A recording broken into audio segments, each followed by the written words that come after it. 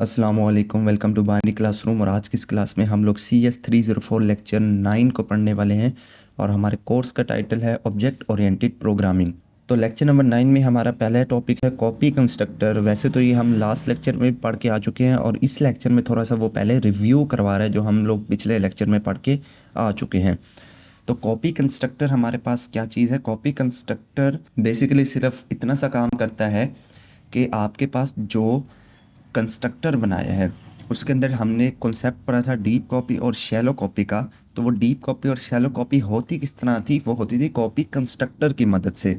और कंस्ट्रक्टर क्या होता था? कंस्ट्रक्टर एक ब्लूप्रिंट होता था जिसके अंदर से हमारे पास वही चीज़ निकल के आती थी जो हमने वो ब्लूप्रिंट या सांचा हमने कहा था कि हमने बनाया है। बिस्किट वाली एग्जांपल दी थी कि जिस तरह फैक्ट्री में बिस्किट्स बनते हैं कि उस बिस्किट का साइज़ भी एक होता है, शेप भी एक होती है, डिज़ाइन भी एक होता है, टेक्सचर भी एक होता है। वो किस तरह होता है? क्योंकि उसके ऊपर से जो सांचा उसको प्रेस कर रहा होता है वो सेम होता है। तो इस तरह हमने कंस्ट्रक्टर को समझा था। तो उसी कंस्ट्रक्टर को हमने कॉपी किस तरह बनाना है तो वो कहलाता था कॉपी कंस्ट्रक्टर। तो किस तरह बनते हैं हमारे पास? अब यहाँ मैंने सिंटेक्स लिखा हुआ है, ये स्टूडेंट और उसके बाद डबल कॉलन है। ये डबल कॉलन होता है स्कोप रेजोल्यूशन ऑपरेटर। क्या होता है? Scope resolution operator. अब ये बात आपने ध्यान रखनी है, जो पहला स्टूडेंट लिखा हुआ है ये हमारे पास क्या है? क्लास का नाम है। और जो दूसरा स्टूडेंट है ये हमारे पास कंस्ट्रक्टर है। तो क्योंकि एक स्टूडेंट स्टूडेंट सेम आ रहा है, ये मैंने आपको बात भी बताई थी पहले भी कि जो कंस्ट्रक्टर होता है उसका नाम सेम होता है आपके क्लास के नाम से। तो इसलिए जो क्लास का नाम है वहीं आपके कंस्ट्रक्टर का नाम होना चाहिए। ठीक है, बाकी अंदर यहाँ पैरामीटर्स आ रहे हैं कुछ। और उसके बाद यहाँ नीचे देखें तो आपके पास जो रोल नंबर नाम का कंस्ट्रक्टर में वेरिएबल है वो कहाँ से डेटा ले रहा है? ऑब्जेक्ट और रोल नंबर। यानी कि जो आप न्यू ऑब्जेक्ट बनाएंगे वहाँ जो भी रोल नंबर देंगे वो कहाँ पर जाकर स्टोर होगा? आपके कॉपी जो है वो कंस्ट्रक्टर में जाके स्टोर होगा। इसी तरह नेम, CGP, ये तमाम चीज़ें आपके पास जो ऑब्जेक्ट की आप असाइन करेंगे वो कहाँ एट द एंड स्टोर होंगी? कंस्ट्रक्टर में जाके स्टोर होंगी। उसके बाद शैलो कॉपी और डीप कॉपी भी हमने लास्ट लेक्चर में देखा था, फिर से देख लें। शैलो कॉपी क्या थी? डिफ़ॉल्ट कॉपी कंस्ट्रक्टर हमारे पास शैलो कॉपी करता है। किस तरह से करता है कि इसके अंदर जो हमने मेन ऑब्जेक्ट होता है, जो हमारा कॉपी ऑब्जेक्ट होता है, कॉपी कंस्ट्रक्टर होता है, वो दोनों एक ही मेमोरी लोकेशन को हीप में पॉइंट कर रहे होते हैं। तो अगर मैंने एक को भी डिलीट कर दिया, एक को भी डीएलोकेट कर दिया तो दूसरे भी हमारे पास डेटा लॉस हो जाएगा। ठीक है, मान लो मैंने अहमद डिलीट कर दिया तो अहमद तो डिलीट हो जाएगा। तो वो स्टूडेंट ए अगर डिलीट स्टूडेंट ए का डाटा में अहमद है तो मैंने वो डिलीट कर दिया, तो लेकिन स्टूडेंट बी का जो डाटा है वो अब इनवैलिड पोजीशन को पॉइंट करने लग जाएगा। तो जब इनवैलिड पोजीशन को पॉइंट करता था तो हमने इस प्रॉब्लम को क्या कहा था? Dangling pointer problem. कि जब आपका कॉपी कंस्ट्रक्टर इनवैलिड पोजीशन को मेमोरी में पॉइंट करे, इनवैलिड से मुराद वहाँ पर कुछ भी डेटा ना मौजूद हो, तो वो कहलाता था डैंगलिंग पॉइंटर प्रॉब्लम। और वो कहाँ पर अक्कर होता है? हमारे पास शैलो कॉपी में अक्कर होता है। तो बाकी सारी चीज़ें सेम है, सिंटैक्स भी सेम है, हर चीज़ सेम है। उसके बाद डीप कॉपी थी हमारे पास। डीप कॉपी क्या काम करती थी कि जब हम डेटे को कॉपी कंस्ट्रक्टर की मदद से कॉपी करते हैं तो वो हमारे पास दोनों अलग अलग लोकेशन पे जाके स्टोर होते हैं मेमोरी में। यहाँ पर डायग्राम में पहला अहमद जो स्टूडेंट ए को पॉइंट कर रहा है वो अलग मेमोरी लोकेशन में स्टोर है, और जो दूसरा अहमद है वो अलग पॉइंटर अलग मेमोरी लोकेशन को पॉइंट कर रहा है, तो वो स्टूडेंट बी में जा रहा है। तो अगर मैं यहाँ पर स्टूडेंट ए को जो रेफरेंस है उसको इरेज भी कर दूं तब भी मेरे पास स्टूडेंट बी का जो है वो इस वाले पॉइंटर पे, इस वाली मेमोरी लोकेशन पे पॉइंट करेगा और वहाँ से उसको डेटा मिलेगा। तो ये होती थी डीप कॉपी। तो डीप कॉपी में फ़र्क क्या है कि यहाँ पर आप लोगों को न्यू ऑपरेटर की मदद से अपनी जो स्ट्रिंग है या जो भी डेटा है उसको कॉपी करना पड़ेगा। तो इसका सिंटैक्स में देखें, ये पहला सारा कॉपी कंस्ट्रक्टर वाला सिंटैक्स सेम। और उसके बाद देखें तो उसने क्या किया है, यहाँ पर एक न्यू ऑब्जेक्ट बनाया है और यहाँ न्यू कीवर्ड लिखा है। तो न्यू कीवर्ड हम लोग कहाँ लिखते हैं? जब हम डायनेमिक मेमोरी बना रहे होते हैं न्यू। तो यहाँ पर उसने वो सारा वही काम किया है और न्यू जहाँ पर लोकेशन बनाई है वहाँ पर उसने डेटा को कॉपी कर लिया। नेक्स्ट है हमारे पास important point about copy constructor. Copy constructor के इंपॉर्टेंट पॉइंट क्या क्या है कि क्यों हम लोग कॉपी कंस्ट्रक्टर यूज़ करते हैं? तो लिखा हुआ है in case our class does not involve dynamic memory then default copy constructor that performs shallow copy works fine। कहते हैं कि जब हम लोग डायनेमिक मेमोरी को अपने प्रोग्राम में इंक्लूड नहीं करते, हम वेरिएबल में डाटा स्टोर करा रहे हैं, तब तो हमें ज़रूरत ही नहीं है कि हम लोग डीप कॉपी करें। तब हमारा काम शैलो कॉपी से चल जाता है, क्योंकि हम लोग मेमोरी जो पॉइंटर है, जो आपकी डायनेमिक मेमोरी यानी कि रैम है, उसमें डेटा को मतलब कि पॉइंट नहीं करवा रहे यूजिंग पॉइंटर से। वहाँ पे हम डायरेक्ट वेरिएबल के अंदर डाटा महफूज कर रहे हैं और वहीं से उसको डिलीट कर रहे हैं, तो वो वहाँ पर यूज़ नहीं किया जाता।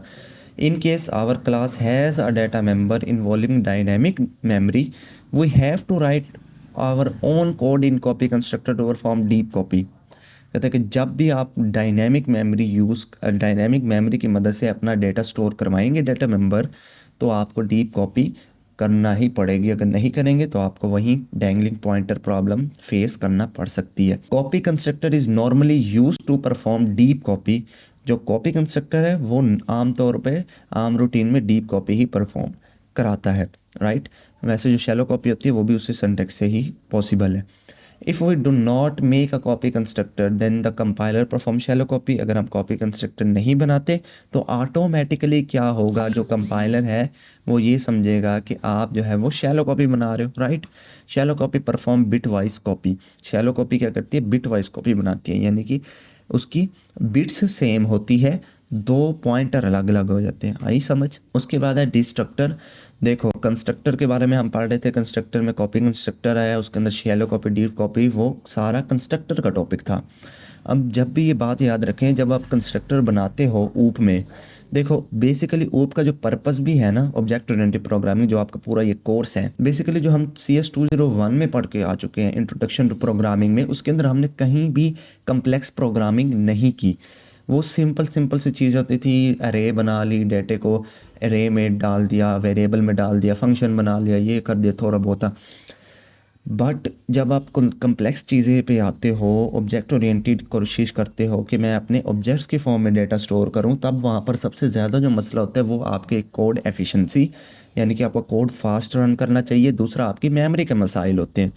तो आप इसी को सॉल्व करने के लिए तो ऑब्जेक्ट ओरिएंटेड के सारे प्रोग्राम, जो सारे कॉन्सेप्ट्स यूज़ होते हैं, जिनमें एक कॉन्सेप्ट कंस्ट्रक्टर का भी था कि ऑटोमेटिकली आपका डेटा अगर ऑब्जेक्ट में स्टोर कराना चाहते हो तो आप कंस्ट्रक्टर बनाओ। तो कंस्ट्रक्टर में हमने वो चीज़ें पढ़ ली कि कॉपी कंस्ट्रक्टर होता है, उसमें शैलो कॉपी होती है, फिर उसमें डीप कॉपी होती है।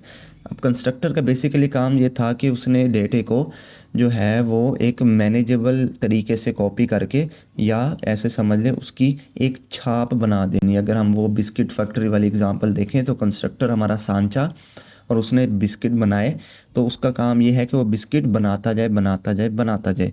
बट एक वक्त ऐसा आएगा कि उसको रोकना पड़ेगा, उसको ख़त्म भी करना पड़ेगा। तो जब भी याद रखें कंस्ट्रक्टर आप लोग बनाते हैं तो आपको उसको मेमोरी में से हटाना भी पड़ता है, डिलीट भी करना पड़ता है, फ्री भी करना पड़ता है, जो लफ्ज़ मर्ज़ी समझ लें। तो जब आप कंस्ट्रक्टर को डिलीट करेंगे, फ्री करेंगे, या ऐसे समझ लें हटाएंगे, तो अब आपको क्या यूज़ करना पड़ेगा, डिस्ट्रक्टर यूज़ करना पड़ेगा। क्या यूज़ करना पड़ेगा, डिस्ट्रक्टर। वही हमारा ये टॉपिक है। तो डिस्ट्रक्टर क्या है, कंस्ट्रक्ट और डिस्ट्रक्ट। तो लफ्ज़ आप पहचान पा रहे होंगे कि कंस्ट्रक्टर का मतलब कोई चीज़ बनाना, डिस्ट्रक्टर का मतलब उस चीज़ को ख़त्म करना। Destructor is use to free memory. Constructor क्या करता था, मेमोरी में जगह बनाता था। डिस्ट्रक्टर क्या कर रहे हैं, फ्री कर रहे हैं मेमोरी को। That is allocated through dynamic allocation. ठीक है, क्योंकि हमने एक दफ़ा जब मेमोरी एलोकेट कर ली, उसको यूटिलाइज़ भी कर लिया, उसमें डाटा भी सेव कर लिया, अब हमारा उस डेटे का काम नहीं है, डाटा मान लो अब हमें उस डेटे की ज़रूरत नहीं है, तो खाम खा वो मेमोरी में क्यों पड़ा रहे, ऐसे मेमोरी में जगह घेरे। तो बेहतर यही है कि आप उसको मेमोरी में से रिमूव कर दो। तुम रिमूव किस तरह करेंगे, डिस्ट्रक्टर की मदद से रिमूव करेंगे। ओके, तो destructor is use to perform housekeeping operation. Destructor is a function with the same name as the class but preceded with a tilde sign। कहते हैं कि जिस तरह कंस्ट्रक्टर हमने बनाया था, कंस्ट्रक्टर किस तरह बनाया था, क्लास का जो नाम रखा था उसी नाम से अगर हमने फंक्शन बना दिया था तो वो हमने कहा था कि वो है कंस्ट्रक्टर। कहते हैं कि अब बनाना हमने डिस्ट्रक्टर, तो डिस्ट्रक्टर भैया कैसे बनाएंगे। तो डिस्ट्रक्टर बनाने के लिए सिंपल हमने करना क्या है, वही जो कंस्ट्रक्टर नाम से क्लास बनाई थी, या जो हमारी क्लास का नाम है, उस क्लास के नाम से पहले ये जो अली मद्दा वाला साइन नज़र आ रहा है ना आपको, ये टिल्डे साइन होता है, ये एस्केप बटन के नीचे वाला साइन होता है, नंबर लाइन के सबसे पहला नंबर वाला साइन वहाँ पर ही मौजूद होता है। बस अपने मेंबर फंक्शन के नाम से पहले आपने टिल्डे लगा देना और कुछ भी नहीं करना, आपका डिस्ट्रक्टर बन के तैयार हो जाएगा। कुछ भी कोड नहीं लिखना, सिर्फ क्लास का नाम, उसके नाम से पहले टिल्डे लगा दें। मुझे यहाँ पे एग्जांपल शो करनी चाहिए थी, मैं भूल गया, सॉरी। कोई बात नहीं, बट हाँ मैं यहाँ पर आपको थोड़ा सा शेप ड्रॉ करके बता देता हूँ कि मैं कहना क्या चाह रहा हूँ। देखो यहाँ से ऐसे अली मदा, ये बस ऐसे समझ लें। और यहाँ पर हमारा फंक्शन का नाम था स्टूडेंट, तो यहाँ पर वो स्टूडेंट की क्लास का नाम आ जाएगा। ठीक है, बड़ी गंदी राइटिंग में आ रहा है, बस बर्दाश्त करें, आपको समझ में आना चाहिए। तो मैंने STD लिख दिया, आप इसको स्टूडेंट्स कंसीडर कर सकते हैं। तो यहाँ पे समझो वो स्टूडेंट पूरा लिखा हुआ है, स्टूडेंट का सिर्फ नेम, कोड नहीं है। उसके बाद सिर्फ दो आप ऐसे करली ब्रेस लगाएंगे और लास्ट में अकॉर्डिंग टू सिंटैक्स एक सेमी कॉलन लगा देंगे। ठीक है, तो इस तरह से अगर आपने बना दिया अपना क्लास का नाम तो वो डिस्ट्रक्टर होगा, बस अली मद्दा का साइन आ जाता है। आगे नेक्स्ट बढ़ते हैं। नेक्स्ट हमारे पास ओवरलोडिंग के कंस्ट्रक्टर। तो हमने देखा ओवरलोड हो सकता है, कहाँ देखा भैया, आपने तो बताया ही नहीं।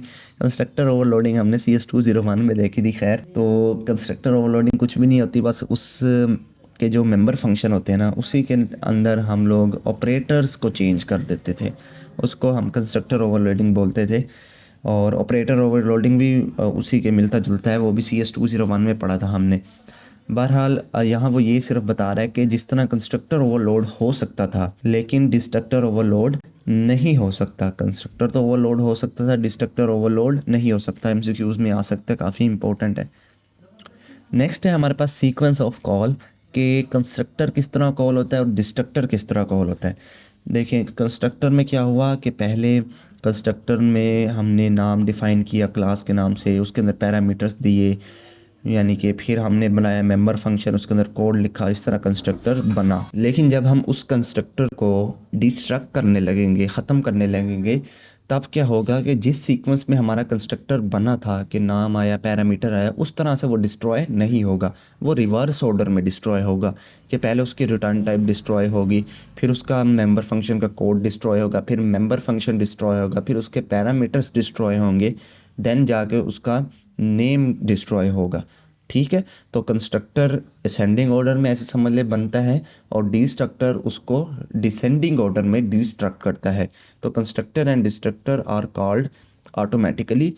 कहते हैं कि जो कंस्ट्रक्टर होता है वो भी ऑटोमेटिकली आपका जैसे कोड एग्जीक्यूट होता है वो ऑटोमेटिकली अपने आप को रन कर देता है।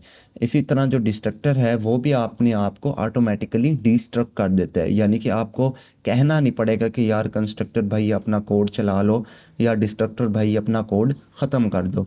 नहीं, ये आपके कंपाइलर का काम है कि जहाँ भी उसको कंस्ट्रक्टर नज़र आए वो ऑटोमेटिकली उसको चला दे, और जहाँ भी उसको डिस्ट्रक्टर नज़र आए ऑटोमेटिकली उसको डिस्ट्रॉय कर दे। ये आपका कंसर्न नहीं है। तो इसी से ऑटोमेशन आ रही है ना समझ में आपको कि ऑब्जेक्ट ओरिएंटेड प्रोग्रामिंग हमारे पास ऑटोमेशन में यूज़ होती है। तो constructor are called in the sequence, कि कंस्ट्रक्टर सीक्वेंस में कॉल किया जाता है जिस सीक्वेंस में उसको बनाया जाता है, in which object is declared. जबकि destructor are called in reverse order, जबकि जो डिस्ट्रक्टर है वो जिस सीक्वेंस में आपका कंस्ट्रक्टर बना है उसके रिवर्स ऑर्डर में आता है। उसके बाद है असेसर फंक्शन। असेसर फंक्शन क्या होते हैं basically? Accessor function are also use to access private data of the object. देखो हमने ऑब्जेक्ट ओरिएंटेड में पढ़ा था कि एक्सेस स्पेसिफायर हमारे पास तीन तरह के होते हैं। कौन कौन से? पब्लिक, प्राइवेट और प्रोटेक्टेड। कहते हैं कि जब आपने कभी अपने प्राइवेट डाटा मेंबर को एक्सेस करना हो ऑब्जेक्ट के अंदर तो आप कैसे करेंगे? आप नहीं कर सकते ऑब्वियसली। पब्लिक मेंबर को तो कर सकते हैं एक्सेस, लेकिन प्राइवेट मेंबर को एक्सेस नहीं कर सकते, राइट। बट करने हो अगर मुझे, फिर मैं क्या करूँगा? तो ये हम तो उसको करने के लिए हम सिंपल क्या करते हैं, दो फंक्शंस बनाते हैं। एक होता है गेटर फंक्शन और एक होता है सेटर फंक्शन। ये मेरे ख्याल में मैं किसी और लेक्चर में बता भी चुका हूँ इसके बारे में थोड़ा सा। बहरहाल यहाँ पे भी लिखा हुआ है we provide accessor function to get and set private data member of the class. तो ये गेटर और सेटर दो फंक्शंस होते हैं। अगर आपने प्राइवेट डाटा को चेंज करना हो यानी कि सेट करना हो तो आप सेटर का फंक्शन यूज़ करते हैं।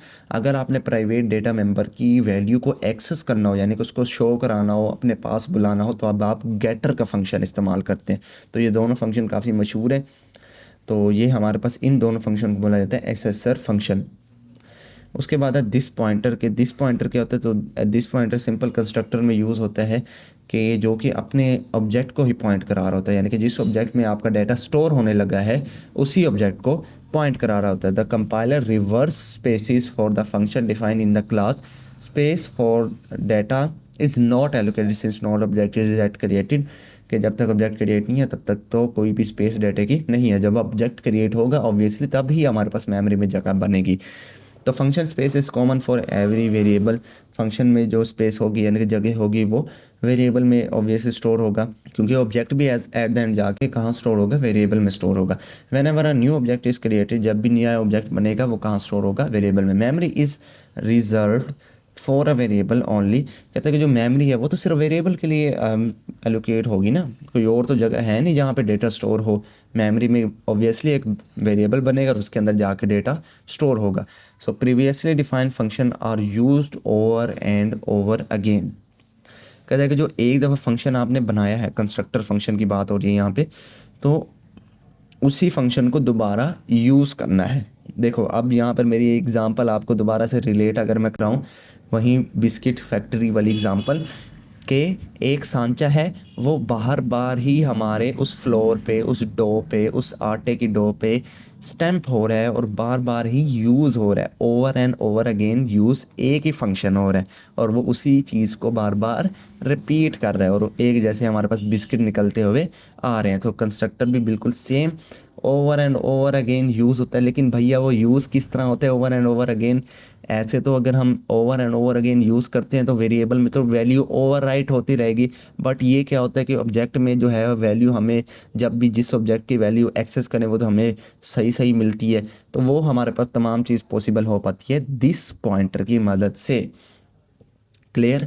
इसका सिंटैक्स हमारे पास यहाँ लिखा हुआ है कि डेटा टाइप लिखते हैं, उसके बाद स्टार लगाते हैं और उसके बाद यहाँ कॉन्स्ट दिस आते हैं। कॉन्स्ट बाज़ का लगाते नहीं है, लेकिन दिस लगाने के बाद कॉन्स्ट भी है और न्यू भी लगा सकते हो। ठीक है ना? तो ये कॉन्स्ट मेरे ख्याल में उसने पुराने वर्जन का लिखा हुआ है, लेकिन बाज़ औक़ात हम लोग न्यू का कीवर्ड भी लगाते हैं यहाँ पे। तो इस तरह से हम लोग ये दिस पॉइंटर को बना सकते हैं। तो ये था आज का हमारा छोटा सा लेक्चर। उम्मीद करता हूँ आपको पसंद आया होगा। अगर पसंद है तो इस वीडियो को लाइक कर दें। चैनल को बगैर सब्सक्राइब किए देख रहे हैं तो चैनल को भी ज़रूर से सब्सक्राइब करें। मिलते हैं किसी नेक्स्ट वीडियो में, तब तक के लिए अल्लाह हाफिज़।